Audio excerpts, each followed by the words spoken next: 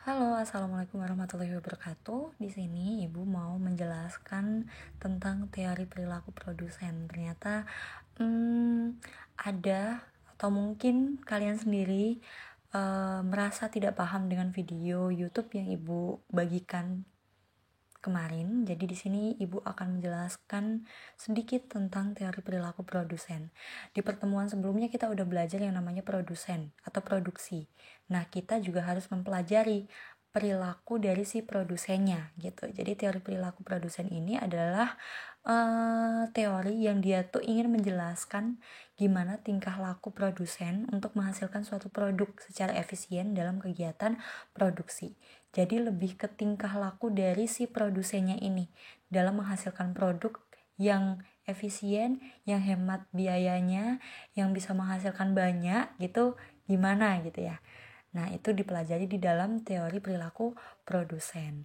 Pada intinya yang bakalan kita pelajari itu hanya ada dua ini. Karena yang di dalam teori perilaku produsen ya cuma dua ini.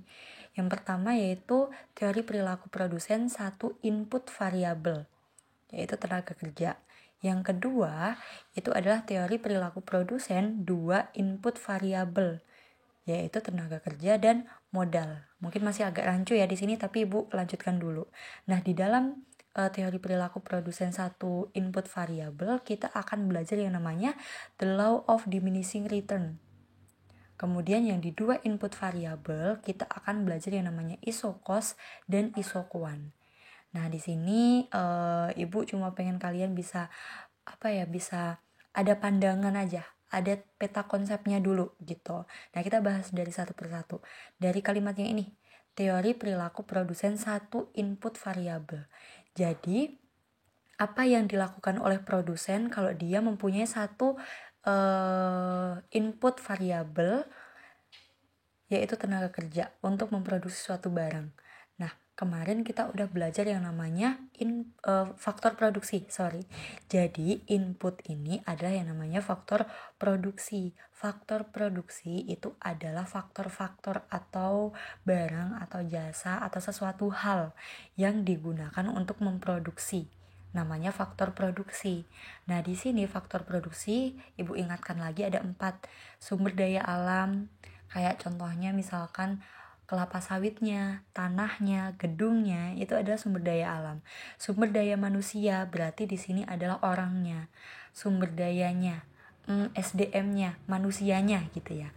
Kemudian modal berarti di sini berkaitan dengan uangnya.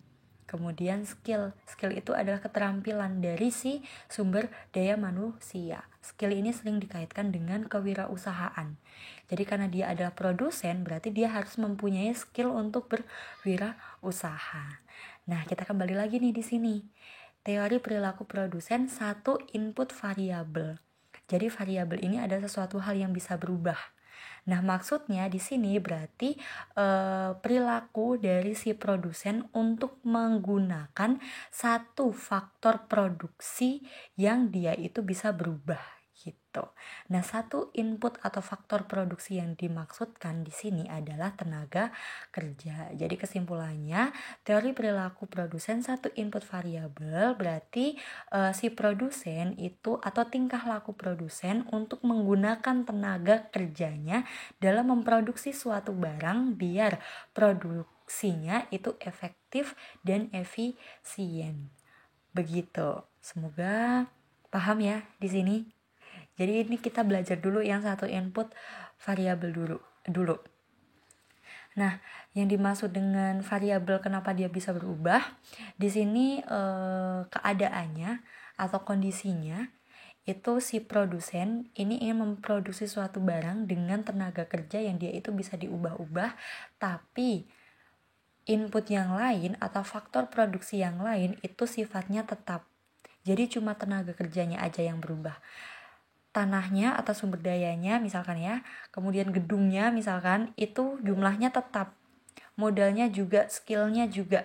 Yang berubah hanya sumber daya manusianya, yaitu tenaga kerjanya. Terus apa yang harus dilakukan oleh si produsen gitu. Nah, di dalam teori perilaku produsen satu input variabel, kita akan belajar yang namanya the law of diminishing return. Oke, kita di sini ya. Yang pertama dulu, the law of diminishing return itu bahasa Indonesianya ya. Itu adalah hukum pertambahan hasil yang semakin berkurang. Jadi pertambahan hasil yang semakin berkurang. Bunyinya gimana sih the law of diminishing return itu? Jika input tenaga kerja terus ditambah 1 unit, jadi tadi sumber daya manusianya, tenaga kerjanya itu kalau ditambah terus sebanyak 1 unit, 1 orang, awalnya itu total produksinya akan meningkat, hasil dari produksinya itu akan meningkat. Tapi kalau misalkan ditambah terus, dia akan mencapai titik tertentu, di mana titik tertentu ini adalah titik yang maksimum dan marginal produksinya akan semakin berkurang. Jadi gini, gampangnya ya, kalau the law of diminishing return ini dalam suatu misalkan ada seorang produsen. Nah, dia itu ingin memproduksi suatu barang. Awalnya misalkan dia itu hanya menggunakan satu faktor produksi aja. Nah, kemudian ditambah terus. Nah, lama-lama si hasilnya dari dia memproduksi itu akan semakin berkurang justru.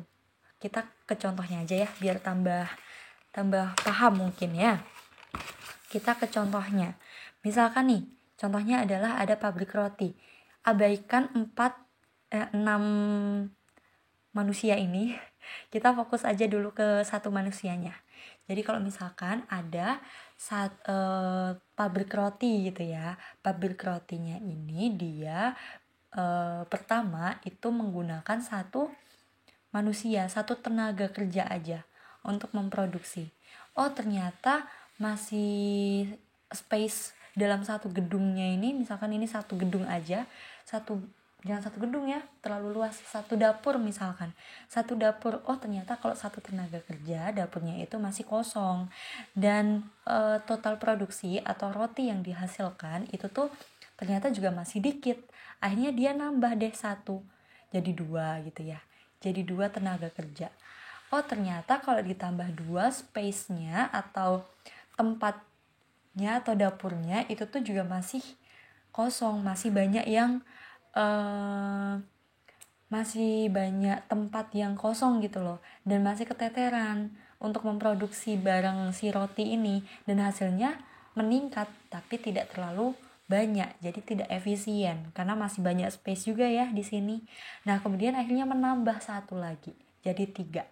Oh, ternyata kalau menambah satu lagi jadi 3 orang itu kita bisa memproduksi lebih banyak lagi dari yang misalkan nih, yang satu itu cuma 50 aja, kemudian ditambah satu lagi jadi 100 gitu misalkan, ditambah lagi jadi 300, dan 300 itu adalah hasil yang sangat ideal, yang sangat efisien. Dengan 3 orang di sini bisa melakukan spesialisasi kerja, dapurnya itu cukup banget buat 3 orang. Jadi mobilitasnya di dapur itu tuh sangat enak, berpindah tempatnya tuh sangat enak, sangat nyaman, dan dia akhirnya bisa memproduksi dengan efisien gitu. Bayangannya gitu ya, bayangannya lagi di dapur nih, di dapur terus ada 3 orang, kemudian membuat roti, pembagian tugasnya itu bisa lebih terstruktur dan bisa menghasilkan roti lebih banyak lagi, dan itu sangat pas banget. Nah, tapi si produsen ini terus menambah satu manusia lagi, satu tenaga kerja lagi, jadi 4 tenaga kerja. Yang tadinya udah pas banget, oh ternyata ditambah. Yang tadinya space-nya dalam dapur itu tuh udah cukup banget, setelah ditambah jadi upek-upekan. Pasti di sini ada spesialisasi kerja atau ada pembagian tugas kerja yang tidak merata. Jadi ada yang nganggur, ada yang kerjanya banyak, ada yang kalau bahasa Jawanya endel-endelan gitu ya. Oh, aku ngedel kayak wae gitu misalkan, karena ada tambahan satu, wah tambah malahan nih gitu ya. Nah, ternyata setelah ditambah satu pekerja jadi enggak efisien. Di dapur itu yang tadinya cukup 3 orang ditambah satu jadi upe-upean, jadi mobilitasnya kurang gitu. Nah, ini akan berdampak pada nanti hasilnya ternyata setelah ditambah 1 hasilnya itu bertambah, tapi bertambahnya itu malah justru lebih sedikit, jadi pertambahannya itu menurun gitu dari sebelumnya. Nah kemudian ditambah lagi 1, waduh tambah turun lagi ya pasti ya, logikanya gitu. Ditambah lagi 1, tambah nggak bisa kerja tuh. Jadi yang tadinya udah space-nya udah enak banget cuma 3, ditambah 1 lagi, ditambah 1 lagi, ditambah 1 lagi, jadi penuh. Jadi penuh banget si dapurnya ini. Yang tadinya bisa pembagian tugasnya enak, mobilitasnya enak, jadi tubruk-tubrukan. Yang tadinya habis mixer mau oven karena tempatnya sempit, jadinya ya udah tubruk-tubrukan itu. Jadi nggak nyaman tempatnya. Nah jadinya penuh ya, makanya proses produksinya itu menjadi tidak efektif dan efisien. Yang ini akan berdampak pada hasil dari produksi yang menurun. Nah, penurunan dari hasil tambahan produksi itu yang dinamakan dengan the law of diminishing return gitu. Nah, kalau dibuat tabel atau kurvanya gimana sih gitu ya. Kalau mau membuat kurva itu kita harus mengetahui dulu tabelnya atau angkanya itu berapa gitu. Itu berlaku sampai nanti kalau misalkan belajar ekonomi yang lainnya gitu. Nah, ini adalah tanahnya. Faktor lain, faktor produksi yang lain yang dianggap tetap yaitu tanah. Tanah atau sumber daya alamnya itu tetap. Cuma kalau tadi analoginya adalah roti, ya berarti pabrik roti gitu, dapur, berarti dapurnya itu ya lokasinya cuma itu aja. Jadi cuma kalau misalkan 3x3 ya cuma 3x3 itu aja. Sempit banget ya. Ya cuma 3x3 itu aja, nggak tambah itu. Nah yang berubah itu adalah tenaga kerjanya, TK-nya dari 1. Kalau misalkan nih tenaga kerjanya 1, nah dia akan menghasilkan total produksinya atau hasil outputnya atau hasil rotinya itu adalah 50. Nah berarti tambahan produksinya adalah 50. Marginal produksi itu adalah tambahan ya, tambahan produksi yang dihasilkan gitu.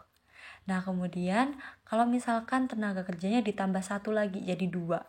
Oh ternyata setelah ditambah itu total produksinya menjadi tambah juga 150. Nah pertambahan dari 50 ke 150 itu berapa sih? Adalah 100 gitu. Nah 100 ini dinamakan marginal produksi, tambahan hasil produksinya gitu dari 50 ke 150. Jadi meningkat nih dari 50 tambahannya jadi 100. Nah kemudian si produsen ini menambah lagi tenaga kerjanya jadi 3. Kalau 3 ternyata total produksinya lebih banyak dari 150 menjadi 350. Dan di sini berarti ada tambahan produksinya ya. Marginal produksinya adalah 200. Gimana sih bisa menghasilkan 200 ini? Bisa menghasilkan 200 ini dihasilkan dari rentangnya atau selisih antara 150 ke 350. Hasilnya adalah 200. Nah, karena mungkin ini ya, ternyata dia beranggapan si produsennya ini beranggapan kalau aku menambah tenaga kerjanya terus menerus berarti aku akan menghasilkan total produksi yang tambah juga. Tapi ternyata enggak di sini. Ternyata setelah menambah 1 tenaga kerja lagi menjadi 4, total produksinya iya hasilnya bertambah memang dari segi kuantitatif total produksi. Dari angkanya itu memang bertambah dari 350 menjadi 500. Tapi ternyata di sini selisihnya itu enggak. Ternyata pertambahan produksinya itu malah justru menurun menjadi 150, yang tadinya 200 menjadi 150. Jadi menurun di sini. Tapi terus ditambah nih tenaga kerjanya. Tambah 1 lagi menjadi 5. Nah, hasilnya tetap meningkat yaitu 560, tapi peningkatan penambahan produksinya ini malah justru menurun dari 150 menjadi 60. Kemudian ditambah lagi menjadi 6 tenaga kerja. Gak kebayang sih. Pasti di lokasi yang sama itu kalau misalkan dia sempit ya tambah gak bisa gerak lagi kan. Total produksinya enggak berubah, jadi tetap 560. Yang ekspektasinya tadi bakalan naik total produksinya, ini malah jadi tetap marginal produksinya 0 karena nggak ada tambahan produksi, nggak meningkat produksinya. Kemudian ditambah lagi, udah tahu dia nggak meningkat tapi tetap ditambah menjadi 7 tenaga kerja, total produksinya justru menurun karena tadi nggak bisa gerak di ininya, nggak bisa memproduksi secara efektif sama efisien gitu. Dan marginal produksinya dia bakalan berkurang atau negatif gitu. Nah, the law of diminishing return itu yang di sini pas dia menurun hasilnya. Tapi mungkin bakalan lebih jelas lagi kalau kita ke kurvanya dulu ya. Kita coba buat membahas kurvanya dulu. Nah, di sini ada kurvanya nih. Maaf ya kalau videonya goyang-goyang. Aduh, ini seadanya banget nih videonya, maaf ya. Tapi semoga kalian tetap paham dengan penjelasan ibu. Oke Bu, lanjut ya. Jadi kita langsung turun ke kurvanya aja. Ini kurva the law of diminishing return. Yang dimaksud hukum pertambahan nilai yang menurun atau pertambahan produksi yang menurun itu kayak gini nih. Ini kan tadinya naik terus akhirnya turun gitu. Nah, kita bahas satu persatu. Tadi dari tabel ini kemudian diubah menjadi kurva gitu ya. Jadi kalau misalkan tenaga kerjanya 1, dia menghasilkan total produksinya atau total produksinya 50. Kemudian kalau misalkan tenaga kerjanya 2, dia akan menghasilkan TP-nya 150. Tenaga kerjanya 3, wah tambah lagi nih 350. Tenaga kerja 4, dia akan menghasilkan 500. Kemudian 5 akan menghasilkan 560. Di tenaga kerja 6 dia sama nih, tetap 560. Dan di tenaga kerja 7 dia justru akan menurun total produksinya gitu. Nah, kalau kita perhatikan nih dari kotak-kotakannya ini juga nih, dari ini kan dikit nih 50, habis itu meningkat, kotakannya kan gede nih, meningkat lagi, tambah gede lagi kan. Tapi kalau kita perhatikan di titik 4 ini, dia justru menurun kan, mengecil gitu loh hasilnya, TP-nya. Dari yang tadinya space-nya segini, jadi segini. Jadi kalau dalam the law of diminishing return, ini tuh menjadi lebih sedikit. Apanya sih yang sedikit? TP-nya. Walaupun meningkat nih dari 350 menjadi 500, tapi pertambahannya itu dikit. Tadinya dari 150 ke 350 kan. Ini banyak, peningkatannya banyak. Tapi setelah itu di tenaga kerja 4 dia menghasilkan 500, yang tadinya 350 menghasilkan 500. Dia pertambahannya lebih sedikit.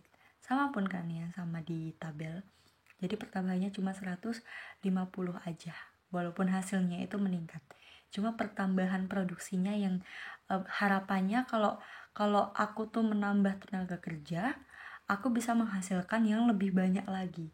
Peningkatannya itu akan lebih banyak lagi, 2 kali lipat, 3 kali lipat gitu ya, bayangannya gitu.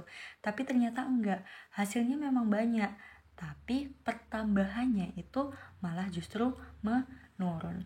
Jadi gini, kayak gini gambarnya. Kemudian di tenaga kerja 5, dia menghasilkan 560. Pertambahannya tambah dikit lagi. Yang tadinya space-nya segini jadi segini. Ini udah tanda-tanda mau menurun nih. Total produksinya ditambah lagi menjadi 6. Ya udah, nggak ada peningkatan, sama aja 560. Gitu. Kemudian habis itu ditambah lagi menjadi 7. Turun deh akhirnya total produksinya.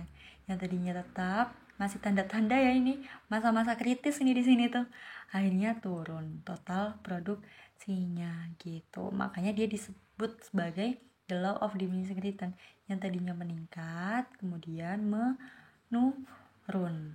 Nah, the law of diminishing return-nya itu di mana sih?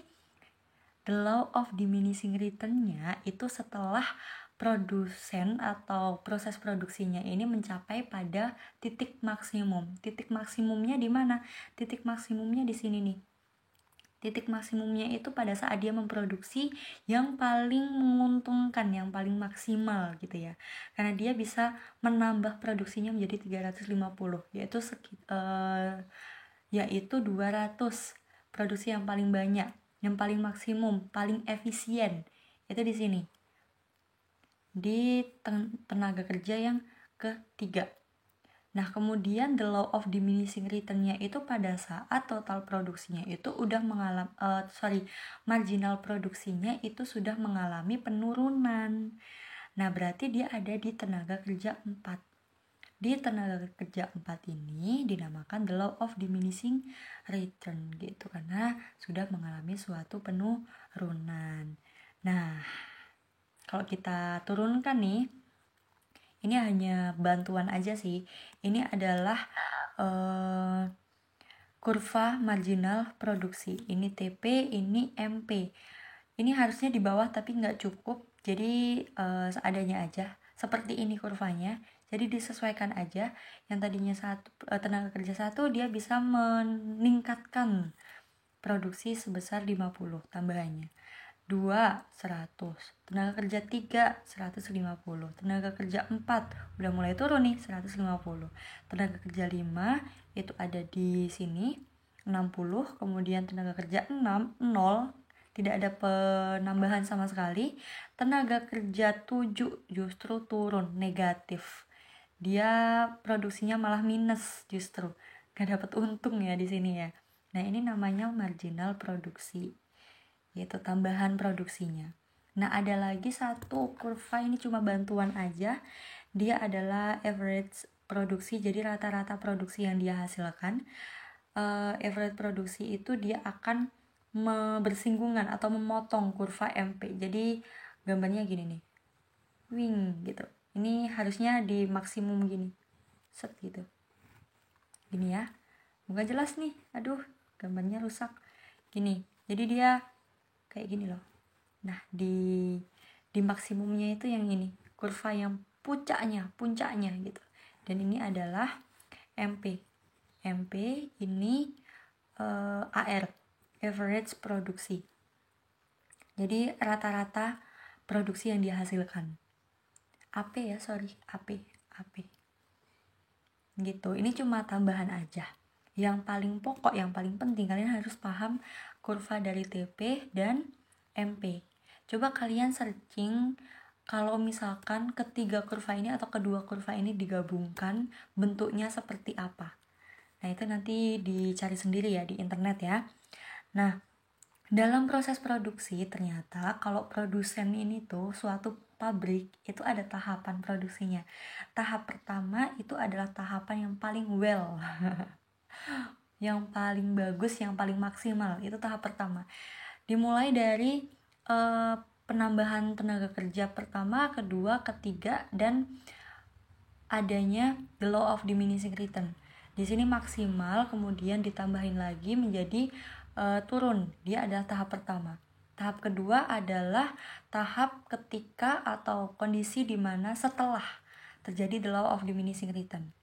Tahap terakhir itu kalau misalkan produksinya itu udah minus. Jadi ada 3 tahapan.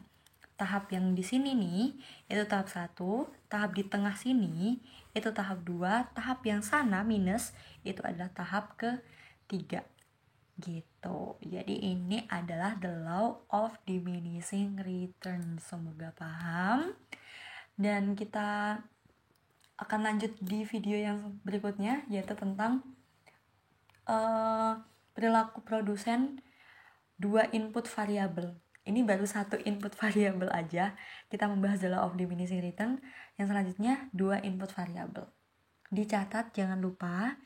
Dibayangin, kalau misalkan ada yang gak paham bisa ditanyakan ke ibu. Atau kalian bisa mencari referensi sendiri di YouTube, di internet, dari jurnal, dari artikel, dari apapun deh. Kalau membuat itu paham, bisa dibaca. Dan kalau misalkan rancu, mana yang benar, mana yang gak benar, itu bisa ditanyakan ke ibu. Kalau ibu bisa membantu, pasti akan ibu bantu. Oke, bye-bye. Selamat belajar. Ibu tutup. Wassalamualaikum warahmatullahi wabarakatuh. Kita lanjut ke video yang berikutnya ya.